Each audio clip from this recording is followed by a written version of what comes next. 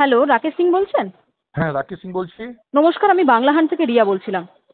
বলুন। রাকেশ দা, কিছুক্ষণ আগে কংগ্রেসের যে ভবন রয়েছে হুম সেখানে হুম আপনি লাইভ করতে করতে আপনার দল বল নিয়ে গিয়ে হামলা হুম চালিয়েছেন, এমনটাই অভিযোগ করা হচ্ছে কংগ্রেসের তরফ থেকে। এছাড়াও আপনি রাহুল গান্ধীর যত ছবি রয়েছে কংগ্রেস হুম। ভবনের সামনে, সেখানে কালি দিয়ে তার মুখটা ঘেঁটে ফেলেছেন। এমনটা কেন? এত ক্ষোভ কেন রাহুল গান্ধীর প্রতি? ওটা কোনো তাণ্ডব নেই। আমিও 18 বছর কংগ্রেস করেছি। রাহুল গান্ধীর কে চিনি, রাহুল গান্ধীর নেতাদেরকে চিনি, রাহুল গান্ধীর কংগ্রেসকে চিনি। কিন্তু এইভাবে রাজনীতি, নিম্ন রাজনীতি, যেটা আমাদের প্রধানমন্ত্রী, আপনার প্রধানমন্ত্রী, কংগ্রেসের প্রধানমন্ত্রী, এনডি প্রধানমন্ত্রী, আরজেডি প্রধানমন্ত্রী মা মা নিয়ে হুম। যেভাবে অপমানজনক ভাষা দিয়ে বলা হয়েছে তার একটা প্রতিবাদ করেছি। আমরা কোনো তাণ্ডব করিনি। একটা গণতান্ত্রিক ভাবে একটা আমরা ভাঙচুর চালানো বুঝিয়েছি। হয়েছে এমনটা অভিযোগ ন করা হচ্ছে কংগ্রেসের তরফ থেকে। আমাদের সব লাইভে আছে, আমাদের সব লাইভে আছে। ওদের ওখানে চেয়ার ছুঁড়ে ফেললো, ওরা সব লাইভে আছে। যদি একে যদি তাণ্ডব কংগ্রেস ভাবছে, তো আমি বলছি কি হ্যাঁ, এটা তাণ্ডব করেছি। কিন্তু এটা আমরা ডেমোক্রেসির মধ্যে আপনি আমার প্রধানমন্ত্রীকে মা নিয়ে অপমানজনক টিপ্পনী করবেন, যার মা, উনার মা রাজনীতি থেকে কোনো লেনা দেনা নেই, কিন্তু এটা 140 কোটির মার কথা আছে। এটা আবেগকে বুঝতে হবে।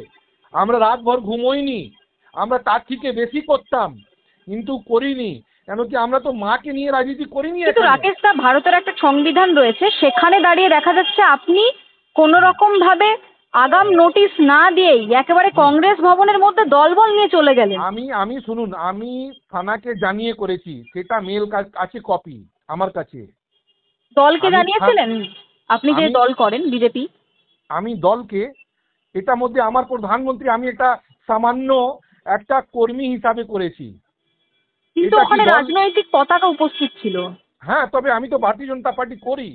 এর মধ্যে দল দল কালকে ভাববে, তার জন্য আমি প্রধানমন্ত্রীকে কেউ অপমান করবে, তার নিয়ে আমি দল আর পদ নিয়ে চিন্তা করব না কোনোদিন।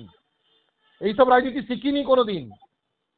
আমি রাজনীতি করেছি টিট ফর ট্র্যাট। কিন্তু আমি কংগ্রেসের রাজনীতি তরফ থেকে অভিযোগ করা হচ্ছে আপনি দল নিয়ে হামলা করেছেন, হামলার মোটিভ ছিল। না না, হামলার মোটিভ না, আমাদের একটা প্রতিবাদ ছিল। ওটাকে যদি কংগ্রেস হামলা মনে করছে তো আপনিও তো বেশ আছে। একসময় কংগ্রেস করতেন, এবার সেই তাই নীতি তো বলছি, তাই তো নীতি বলছি, আদর্শ তবে তো মানতেন। এখন দেখা যাচ্ছে সেই কংগ্রেসের যিনি আরে আমি তো আমার মতন অনেক লোক কংগ্রেস করতো, যেটা আজকে কংগ্রেসের বিজেপি নেতা হয়েছে। হেমন্ত বিশ্ব শর্মা কংগ্রেস করতেন, অনেক লোক কংগ্রেস করতো। আমাদের বাংলাতে অনেক লোক টিএমসি করতো, কংগ্রেস করতো। এই সুমন, যে এখন টিএমসি কংগ্রেস, কংগ্রেস থেকে বিজেপিতে এসছে, তারপরে বিজেপি থেকে কংগ্রেসে গেছে অনেক। কিন্তু আমরা একটা আদর্শ মানি।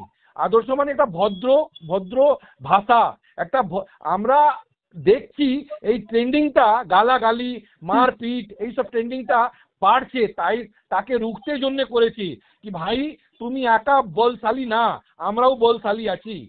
তো এটা করলে চলবে না, বুঝেছেন? এটাই হলো আমাদের হুম, আন্দোলন। আপনি তাহলে বলছেন আপনাদের এই আন্দোলন শান্তিপূর্ণভাবেই বেশ আপনারা করেছি, করেছেন? ঠিক করেছি, শান্তিভাবে করেছি। দল বেশ যোগাযোগ করেছি, করার চেষ্টা ঠিক। করেছিল আপনার এই হামলা, মানে আপনি যে গেছিলেন প্রতিবাদ করতে? আরে আচ্ছা, মুশকিল আছে। এটার মধ্যে তো দলকে কালকে কালকে যখন প্রধানমন্ত্রীকে গালাগালি দেওয়া হয়েছে, তখন কালকেই এটা করা উচিত ছিল। কারণ কংগ্রেসের তরফ থেকে অভিযোগ করা হচ্ছে বিহারেও একই ঘটনা এবং রাজ্যতেও আপনারা বিজেপির দুষ্কৃতী বলে আপনাদেরকে দাগানো হচ্ছে। আর ও দাগিয়ে কংগ্রেস কে বললে আমরা দুষ্কৃতী হয়ে যাব। তো ঠিক আছে, আমরা দুষ্কৃতী আছি, সেটা তো তার নিয়ে তো প্রশাসন আছে। আমরা যদি দুষ্কৃতী থাকি, ওরা কি আমাদের পার্টি অফিসে ঢুকিনি কোনোদিন?